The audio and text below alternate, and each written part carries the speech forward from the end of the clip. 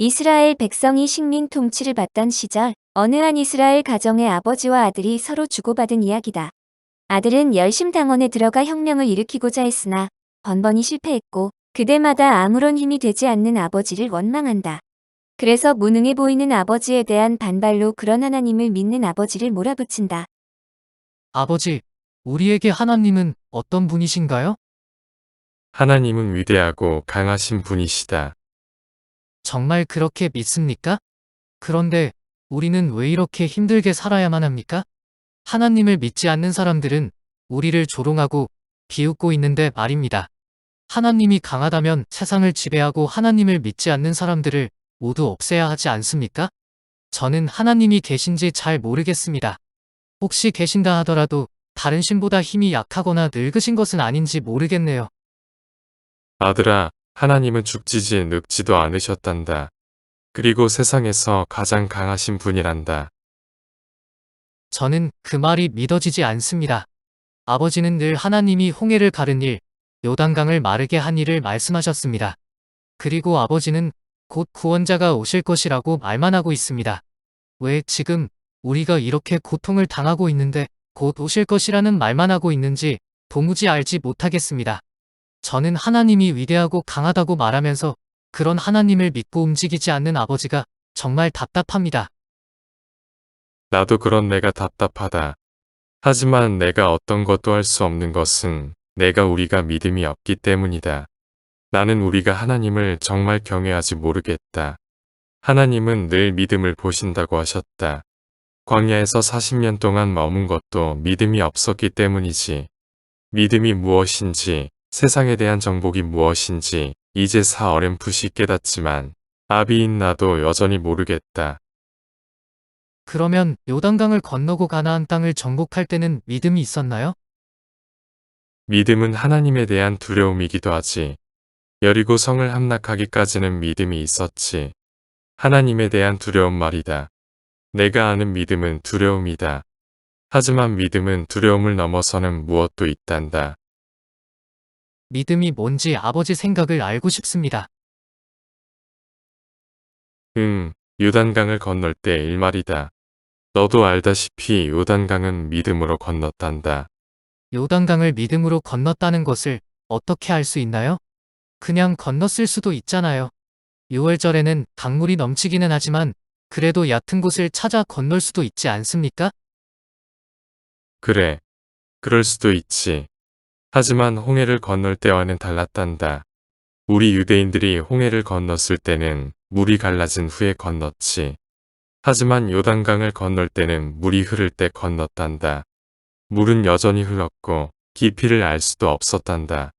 잘못 헛짚으면 언약궤를 맨 제사장들이 넘어질 수도 있고 그랬다간 언약궤를 놓칠 수도 있지. 만약 언약궤가 물속에 빠졌다면 40년간의 광야 생활도 뭐고 전쟁도 치르기 전에 다 절망하고 광야에서 죽었을 거다. 하지만 우리 조상들은 한 치 앞도 알 수 없는 강물에 발을 담갔다. 홍해가 갈라져 건넜듯이 요단강도 하나님이 건너게 할 것이라는 믿음을 가졌기 때문이지.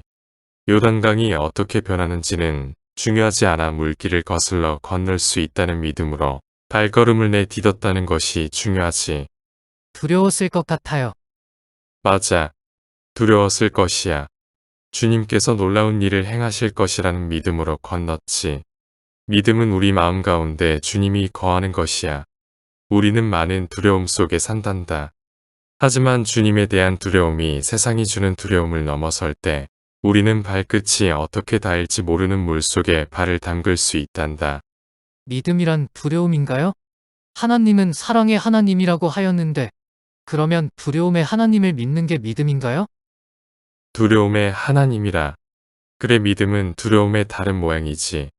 아들아, 너는 물건을 훔치면 안 된다는 사실을 믿니? 네, 그러면 훔쳤을 때 어떤 마음이 드니? 두렵거나 죄책감이 들어요. 내가 물건을 훔치는 것을 아무도 보지 않았는데도 말이니? 그럴 때가 많아요.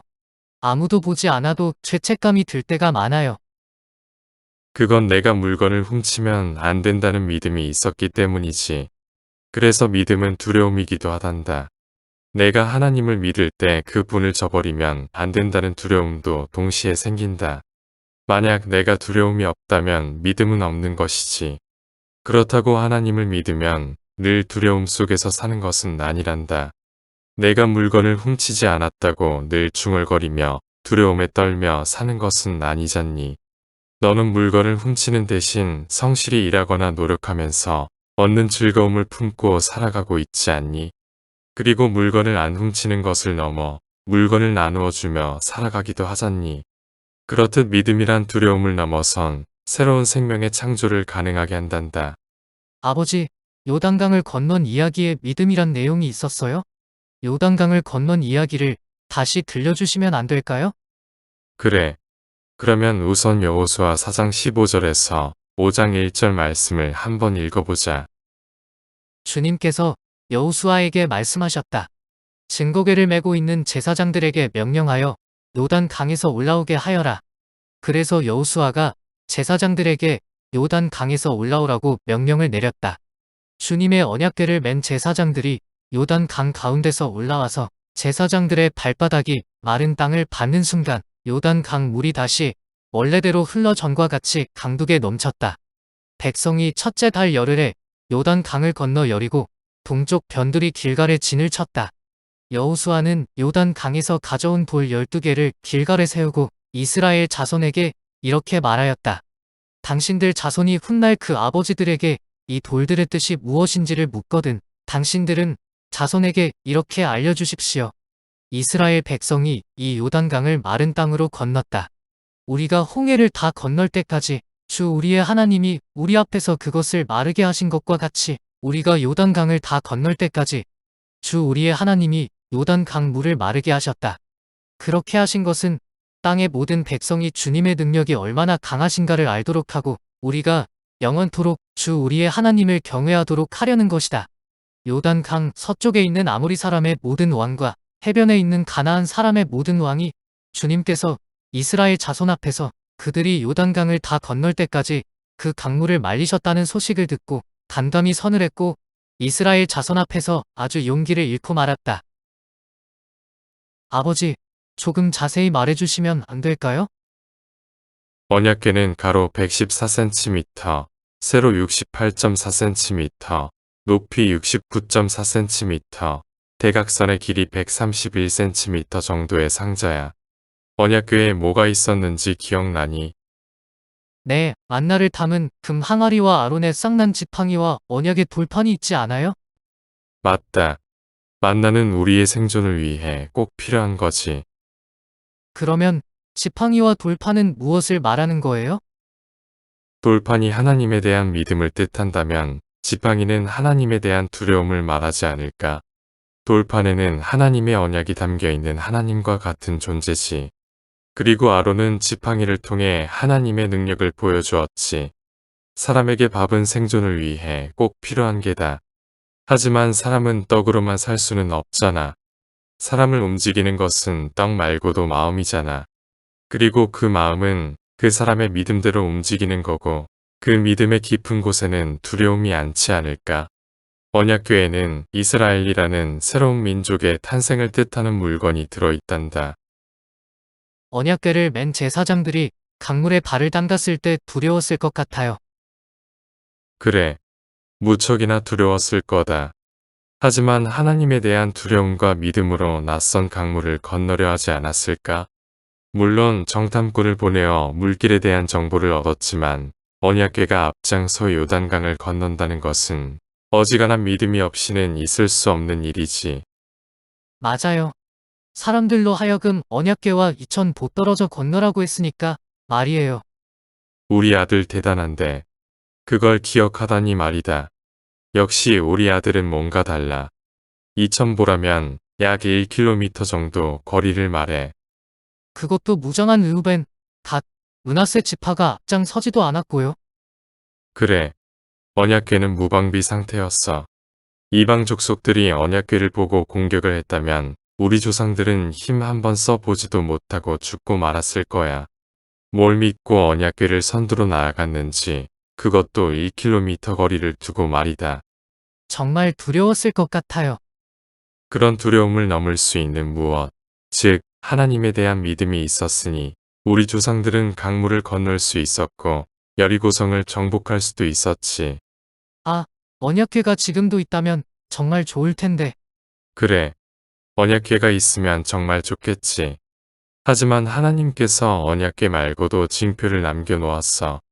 바로 길갈에 있는 돌무더기와 요단강에 있는 돌무더기가 그거지. 길갈에 있었다는 돌무더기도 이제는 어디에 있는지 알 수가 없잖아요. 지금은 그렇지. 하지만 요단강에는 돌무더기가 아직도 있단다. 강물이 넘칠 때는 보이지 않지만 강물이 마르는 건기가 오면 돌무더기는 어김없이 얼굴을 내밀지. 우리는 그 돌무더기를 보면서 홍해의 물을 마르게 하셨듯이 요단강 물을 마르게 하신 하나님을 기억한단다.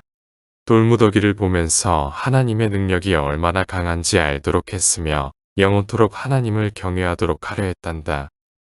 그러면 돌무더기는 언약궤와 같은 거네요. 역시 하나를 가르치면 열을 아는구나. 아버지, 돌무더기가 어떻게 쌓였는지 조금 더 이야기해 주세요. 온 이스라엘 백성이 강을 건넜지. 200만 명이나 되니 그 숫자가 어마어마했지. 제사장은 언약궤를 계속 메고 있었고 200만 명이나 되는 이스라엘 사람들이 건너는데 많은 시간이 걸렸어. 물은 여전히 흐르지 않았지. 모든 이스라엘 사람들이 강을 건넌 뒤 여호수아는 각 지파마다 한 사람씩 12사람을 뽑았어. 그리고 제사장이 서 있는 요단강 가운데서 둘 12개를 가져오라고 했지. 그리고 언약궤를 맨 제사장이 있던 곳에도 다른 12개의 돌을 세웠단다. 그 돌을 보면서 강물을 끊게 하셨던 하나님을 기억했고, 그런 하나님에 대한 두려움과 믿음이 마음에 자리 잡았겠네요. 그래. 우리 조상들의 마음에는 하나님의 법이 점점 자리 잡기 시작했지. 물속에 있는 돌은 보이지 않지만 있단다. 그래서 그 돌을 기억하는 자는 하나님에 대한 믿음을 저버릴 수 없었지. 두려웠기 때문이야. 아버지, 그런데 지금은 언약궤도 없고, 길갈에 있다던 돌무더기도 없고, 요단강에 있다는 돌무더기는 어떤 게 그 돌무더기인지도 알 수 없잖아요. 두려움을 기억나게 하는 것이 없는데, 우리는 무엇을 가지고 믿음을 지닐 수 있을까요? 그래, 언약궤를 맨 제사장들이 강 두 귀로 올라서자 물이 다시 흐르기 시작했고 요단강 가운데 쌓아둔 돌무더니는 물에 잠겼지. 흔적도 없이 말이다. 하나님을 나타내는 표징은 물에 잠긴 돌처럼 곧 사라진다. 언약궤도 길갈의 돌무더기도 사라졌듯이 말이다. 그리고 아무리 강력한 표징이 있다 하더라도 죽음에 대한 두려움을 넘어서기는 힘들지. 그러고 보니 여호수아나 언약궤를 맨 제사장의 믿음은 대단했네요.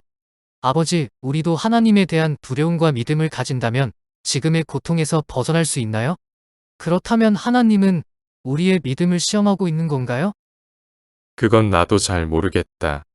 하지만 분명한 것은 새로운 시대가 곧 오고 있다는 사실이다. 새로운 시대란 우리가 저 흉악한 무리에게서 해방되는 때를 말하는가요? 그건 나도 모른다. 그래서 아버지는 나약하게 그렇게 기도만 하고 있나요? 이스라엘 동포에게 두려움을 일깨워줄 수 있는 무언가가 필요합니다. 그런 것이 있는들 두려움은 생기지 않는다. 하나님은 강하신 분이잖아요. 그리고 우리가 해방되어야 하는 게 맞는 것 아닙니까? 경건한 생활과 강한 믿음이 있어 가나안을 정복했듯 이 세계에 하나님의 강함이 드러나야 되는 것 아닙니까? 지금은 하나님을 두려워할 만한 무엇이 필요합니다. 그래야 사람들을 움직일 수 있습니다. 아들아, 세상에서 가장 어려운 것은 하나님에 대한 두려움을 갖게 하는 게 맞다. 그런데 그 두려움은 공포와 눌림을 통해 생기기도 하지만 다른 차원의 두려움도 있단다. 예를 들면 법을 지킬 때 공포와 눌림 때문에 지키기도 하지만 배려와 사랑 때문에 지키기도 하지. 이 둘은 모양은 비슷하나 완전히 다른 차원이야. 언약궤와 돌무더기가 공포와 눌림의 법을 뜻하지만 배려와 사랑 같은 법은 담지 못하지. 배려와 사랑 같은 법을 담고 있는 것은 무엇인가요? 우리 조상들은 언약궤와 돌무더기로 가나안을 정복했지. 가나안 사람의 모든 왕은 이스라엘 자손들이 요단강을 건넜다는 소식을 듣고 간담이 선을 했고 용기를 잃었단다. 그런데 그게 가나안 사람이든 이스라엘 사람이든 배려와 사랑으로 이어지지는 않았어. 우리는 힘으로 세상을 정복할 수 있지만 마음을 정복할 수는 없단다. 사람은 근본적으로 사랑을 찾기 때문이지. 공포와 눌림으로는 사랑을 만들 수 없단다. 그러면 우리가 이렇게 고통을 당해도 사랑과 배려가 생긴다면 괜찮다는 말인가요? 우리에게도 만나나 먹을 것이 필요한데 말입니다. 아들아, 물론 만나도 먹을 양식도 필요하다. 하지만 하나님에 대한 두려움과 믿음으로 서로를 깊이 사랑하고 그런 시대를 소망한다면 비록 양식이 부족해 굶을지라도 하나님은 세상을 정복하고 있는 것이다. 그 변화가 더디 보이더라도 하나님 나라는 그렇게 넓혀져 갈 거다. 가나안을 정복한 것과는 전혀 다른 방식으로 정복할 거다. 그래도 무언가 손에 잡히는 게 있다면 힘이 날 것 같아요. 저는 너무 두려워요. 아들아, 시편을 노래했던 다윗을 생각해보렴. 내 마음 속 깊은 곳에서 말씀하시는 하나님의 음성을 들어보렴. 그게 언약궤보다 돌무더기보다 더 고귀하단다. 그 소리는 바람과 같아 어디서 불어와서 어디로 가는지 모른다. 하지만 바람이 불고 있다는 것을 우리는 안다. 그 바람에 내 마음을 두고 노래해보렴. 그리고 그 속에서 사랑의 법을 살아간다면 너는 하나님이 어떤 분이신지 알게 될 거다. 위대하고 강하신 하나님을 말이다. 이 아비도 믿음이 무엇인지 모르겠다. 그런데 분명한 것은 공포와 억압만으로 우리는 평화를 얻을 수 없다는 것과 마음속의 바람을 불러일으킬 분이 곧 오신다는 것이다. 그 분은 성령을 선물로 주신다고 하셨다. 성령은 두려움뿐만 아니라 사랑과 평화를 주실 것이다. 그때를 소망하고 기다리자. 그때가 되면 우리 선조가 요단강을 건넜듯 우리도 아무런 흔적도 없는 길을 건널 것이다.